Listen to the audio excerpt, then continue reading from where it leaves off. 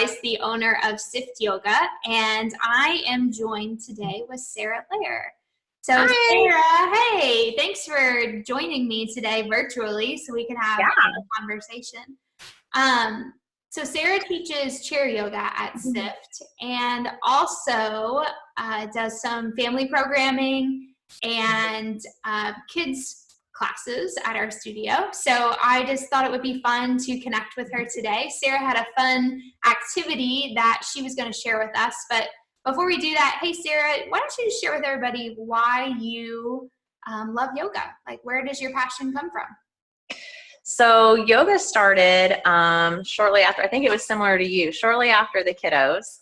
I needed something for just me, and I needed something to help with some back pains and some stress relief. So it's kind of a big culmination of all of those things that came together, and it just fell into place at the right time, and it's just something that I can't really live without now. It's such a big part of my life, just from a practice, whether it be an everyday practice, maybe just a 5-minute quick little stretch. Maybe it's just me finding time to take a moment to myself and take a breath. But we find it in so many ways. My kids have grown up learning yoga and learning to love it. So now it's something we like to do together as a family too. So that's why you're such a natural fit for family yoga at the studio. So I know you brought a little activity to share with us. So let's just jump right into that. And you can show those watching this video our little fortune tellers. So fun. Let's just talk about that for a second. So I think Carrie and I had discussed how we both did these when we were younger, back in the day, middle school. And they've kind of made a comeback.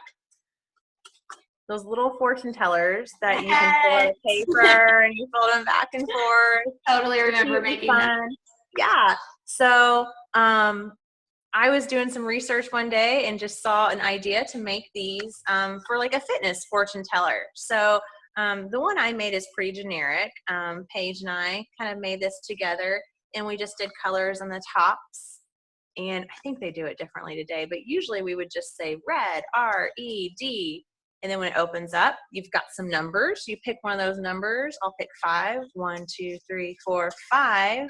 And then from this, you can pick another number. So that second number I'll pick is 4. So on my fortune teller, here's number 4. 4 is downward dog. So fun. I thought it was cute. You could put some of your favorite yoga poses in. So I'll open it up. We've got plank. We've got tree, chair. What else did I do? Warrior 1, boat pose, snake breath, and cat cow. So you can really kind of make it your own. You can do a simple version like this and color it yourself. Or I think, Carrie, you said you made your own for Sift. Right. Yeah. So I have put together kind of a template. So most of us grew up doing these. And if we have elementary age or middle school age girls, we probably have these laying around our house all over the place. But if you're new to making a fortune teller, the template's pretty cool because it's already got all the lines on it. So you know exactly where you need to do your folds. And then I have one that's filled out completely with some poses on it, similar to what Sarah has. But I also have a few other things like share 3 things you're grateful for, or some mindfulness activities that can throw themselves in there. And then I plan to share with you guys a template too that's blank. So just like the one Sarah showed you, where you can add in whatever poses you want. And if you are in a household where maybe you're not doing a ton of yoga right now, maybe just mix in a couple yoga poses with other things like jumping jacks or things that your kids like to do. Make an animal noise or something like that, depending on the age of kids you're working with. So that's so fun. Yeah. Yeah, and I like it. Paige and I, we've played it where we just kind of pass it around a circle and then everyone gets a turn to kind of do it. Or I've found her just wandering off on her own if she wants some time to herself, sitting there, and I can hear her in her room playing it on her own. So I like it for that. You can do it together, or if you just want some one-on-one time by yourself, something fun to do. Yeah, that's what I do like about the fortune teller thing. It's pretty self-explanatory, so they can you know, they can disappear and play with their siblings with it, or share it with a friend, or make one and leave it in the neighbor's mailbox or something else too. That would be a fun thing to share. So yeah, that's so great. Hey, Well, this day and age, they could Zoom a friend and do it too. yes, there we go. That's right. Do some FaceTime chats with their friends. So I know that you have only taught a couple family yoga classes with us at SIF so far. But what's one of your favorite things that you enjoy about watching these families interact together in the family yoga classes? It's kind of like what we talked about earlier, just finding time for families to just to connect one-on-one, leave the devices behind, and just have some family one-on-one time.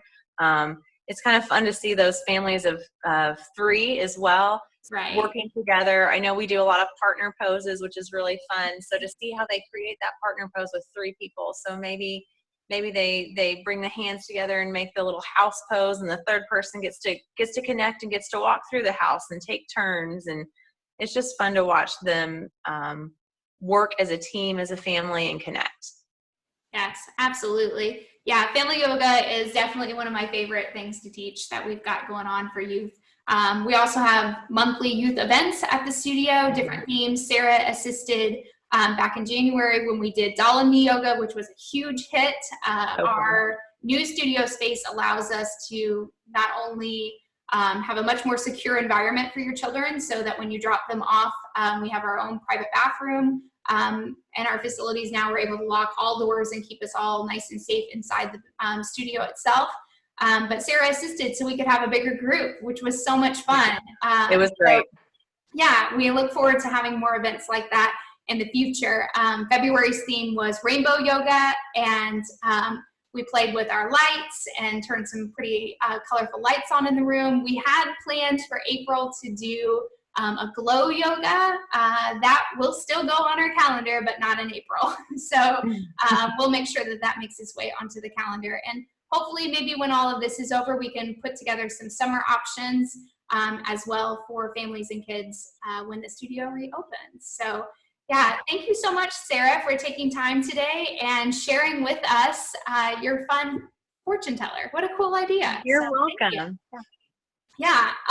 So if you have any further questions for Sarah or I about family yoga or youth events at the studio, make sure that you are following SIFT Yoga on Facebook and Instagram, or feel free to just visit our website, siftyoga.com, to learn more about our programming. And yeah, we just can't wait to do some yoga with you in person. But in the meantime, you can follow our channels here and see some little peeks of ways to keep the kids entertained at home during this time. So again, thanks, Sarah. I appreciate it. It was so fun to hang and chat over the internet today. Yeah. All right. Have a wonderful rest of your day. You too. Take care.